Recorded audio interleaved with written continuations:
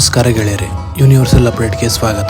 April 22, 2025ರಂದು Anantnag ಜಿಲ್ಲೆಯ ಪಹಲ್ಗಾಮ್ನಿಂದ 7 kilometre ದೂರದಲ್ಲಿ ಬೈಸರನ್ ಹುಲ್ಲುಗಾವಲು ಕಣಿವೆಯ ಪ್ರದೇಶದಲ್ಲಿ 5 ಉಗ್ರಗಾಮಿಗಳು ನಡೆಸಿದಂತಹ ರಣಮೇಧಕ್ಕೆ 26 ಜನ ಅಮಾಯಕರು ಬಲಿಯಾಗಿರುವುದು ನಿಮಗೆಲ್ಲ ಗೊತ್ತಿದ್ದ ವಿಷಯ. ಆದರೆ ಈ ದಾಳಿಗೆ ಪ್ರತೀಕಾರ ಬೇಕೆಂದು ಭಾರತದಾದ್ಯಂತ ಜನರ ಕೂಗು ಸರ್ಕಾರಕ್ಕೆ ಕೇಳುತ್ತಲೇ ತೀರದಲ್ಲಿ ಇದ್ದ ಉಗ್ರರ ಮನೆಗಳೆಲ್ಲ ಧ್ವಂಸ ಮಾಡಿದ ಸರ್ಕಾರ ಮುಂದೆ ರಾಜತಾಂತ್ರಿಕತೆಯಿಂದ ಭಾರತ ಮತ್ತು ಪಾಕಿಸ್ತಾನದ ನಡುವಿನ ಸಿಂಧೂ ನದಿ ನೀರಿನ ಹಂಚಿಕೆ ಒಪ್ಪಂದವನ್ನು ರದ್ದು ಮಾಡಿತು.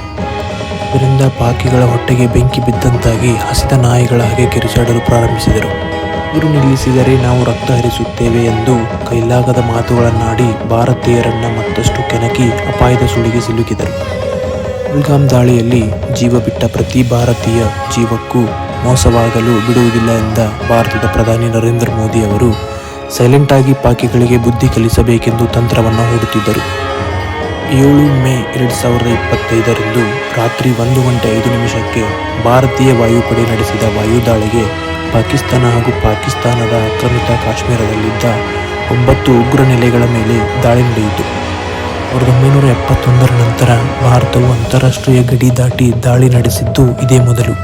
ಈ ದಾಳಿಗೆ ಆಪರೇಷನ್ ಸಿಂಧೂರ್ ಎಂಬ ಹೆಸರನ್ನ ಇಟ್ಟರು. ಈ ದಾಳಿಯಲ್ಲಿ 300ಕ್ಕೂ ಹೆಚ್ಚು ಉಗ್ರರು ಸತ್ತಿದ್ದಾರೆ ಎಂದು ಭಾರತೀಯ ಸೇನೆ ಹೇಳಿತು. ಪಾಕಿಗಳು ಎಂತಹ ಮೂರ್ಖರು ಎಂದರೆ ಭಾರತೀಯರು ದಾಳಿ ಮಾಡಿ ಹೋಗಿ ಸುಮ್ಮನೆ ಮಲಗಿರುವುದಿಲ್ಲ ಎಂದು ಗೊತ್ತಾಗದಿರುವಷ್ಟು ಮೂರ್ಖರು. ದಾಳಿ ಮಾಡಿ ಬಂದ ನಂತರ ನಮ್ಮ ಸೇನೆ ಎಲ್ಲ ಸಿದ್ಧತೆ ಮಾಡಿಕೊಂಡಿತ್ತು. ಗಡಿಯಲ್ಲಿ ಏರ್ ಡಿಫೆನ್ಸ್ S-400, ವಾಯುಪಡೆ, ನೌಕಾಪಡೆ, ಭೂಸೇನೆ ಎಲ್ಲ ಯುದ್ಧಕ್ಕೆ ಸನ್ನದ್ಧವಾಗಿದ್ದವು. ಪಾಕಿಸ್ತಾನ ಮರುದಿನ ಕ್ಷಿಪಣಿ ದಾಳಿ ಮಾಡಿತ್ತು. ಚೀನಾ ಪಾಕಿಸ್ತಾನಕ್ಕೆ ಕೊಟ್ಟಂತಹ PL-15E ಕ್ಷಿಪಣಿಗಳು ನಮ್ಮ ಏರ್ ಡಿಫೆನ್ಸ್ ಮುಂದೆ ತಲೆಬಾಗಿ ಆಕಾಶದಲ್ಲಿ ಪುಡಿಯಾದವು. ಅಷ್ಟೆಲ್ಲ ಆದರೂ ಕೂಡ ಭಾರತ ಮಾತ್ರ ಎಲ್ಲೂ ಬಹಿರಂಗವಾಗಿ ನಾವು ಯುದ್ಧ ಮಾಡುತ್ತೇವೆ ಅಂತ ಹೇಳಿರಲಿಲ್ಲ. ಪಾಕಿಗಳು ಪದೇ ಕ್ಷಿಪಣಿ ದಾಳಿ, ಶೆಲ್ ದಾಳಿ ಮಾಡಿ ಗಡಿ ಭಾಗದ ಕೆಲವು ಮನೆಗಳನ್ನು ಹಾಗೂ ಖಾಲಿ ಪ್ರದೇಶವನ್ನು ಹಾನಿ ಮಾಡಿದಾಗ ಒಂದು ಹೆಜ್ಜೆ ಮುಂದೆ ಹೋಗಿ ಪಾಕಿಸ್ತಾನದ ಪ್ರಮುಖ ನಗರಗಳನ್ನು ಗುರಿ ಮಾಡಿಕೊಂಡು ದಾಳಿ ಮಾಡಿತು. ದಾಳಿಯಲ್ಲಿ ಪಾಕಿಸ್ತಾನದ ವಾಯುನೆಲೆ, ಸೇನಾ ನೆಲೆ ಹಾಗೂ ಪಾಕಿಸ್ತಾನದ ಪ್ರಮುಖ ನಗರಗಳು ಕೂಡ ಇದ್ದವು.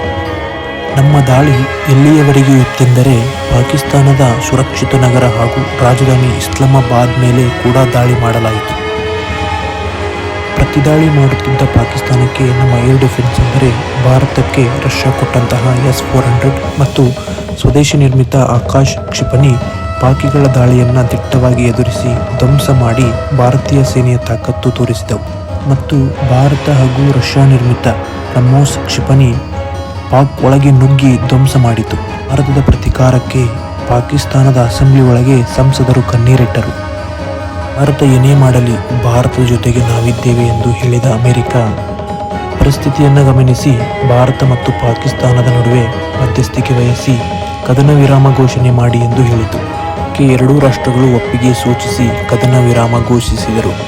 ಆದರೆ ಭಾರತದ ಸೇನಾ ಬಲವನ್ನು ಹಾಗೂ ಶಸ್ತ್ರಾಸ್ತ್ರಗಳ ಬಲವನ್ನು ನೋಡಿ ಭಾರತದ ಶಸ್ತ್ರಾಸ್ತ್ರಗಳ ಮುಂದೆ ಚೀನಾದ ಯಾವ ಅಸ್ತ್ರಗಳು ಕೆಲಸಕ್ಕೆ ಬರುವುದಿಲ್ಲ ಎಂದು ಅಮೆರಿಕದ ನಿವೃತ್ತ ಸೇನಾಧಿಕಾರಿಗಳು ಹಾಗೂ ರಕ್ಷಣಾ ತಜ್ಞರು ಹೇಳಿದ್ದಾರೆ. ಆದರೆ ಇಂದಿಗೂ ಗಡಿಯಲ್ಲಿ ಗುಂಡಿನ ಚಕಮಕಿ ನಡೆಯುತ್ತಲೇ ಇದೆ. ಈ ಪಾಕ್ ಮೂರ್ಖರಿಗೆ ಇನ್ನೂ ಬುದ್ಧಿ ಬಂದ ಹಾಗೆ ಕಾಣುತ್ತಿಲ್ಲ. ಮುಂದೆ ನೋಡಬೇಕು ನಮ್ಮ ಭಾರತದ ಪ್ರತೀಕಾರ ಹೀಗೆ ಮುಂದುವರಿಯುತ್ತದೆಯೇ ಎಂದು. ಮತ್ತೆ ಮುಂದಿನ ವಿಡಿಯೋಗಳಲ್ಲಿ ಹೆಚ್ಚಿನ ಮಾಹಿತಿಯೊಂದಿಗೆ ಸಿಗೋಣ. ನೀವು ಯಾರು ನಮ್ಮ ಚಾನಲನ್ನು ಸಬ್ಸ್ಕ್ರೈಬ್ ಮಾಡಿಲ್ಲ, ಸಬ್ಸ್ಕ್ರೈಬ್ ಮಾಡಿ, ಶೇರ್ ಮಾಡಿ, ಲೈಕ್ ಮಾಡಿ ಹಾಗೂ ಬೆಲ್ ಐಕಾನ್ ಅನ್ನು ಒತ್ತಿ. ನಮಸ್ಕಾರ.